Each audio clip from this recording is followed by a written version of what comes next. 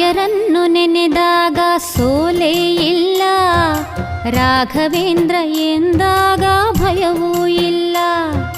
ರಾಯರನ್ನು ನೆನೆದಾಗ ಸೋಲೇ ಇಲ್ಲ, ರಾಘವೇಂದ್ರ ಎಂದಾಗ ಭಯವೂ ಇಲ್ಲ.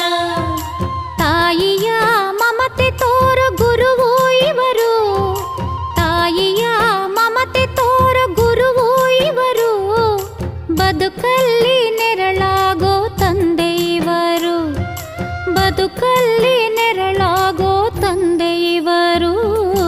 ರಾಯರನ್ನು ನೆನೆದಾಗ ಸೋಲೇ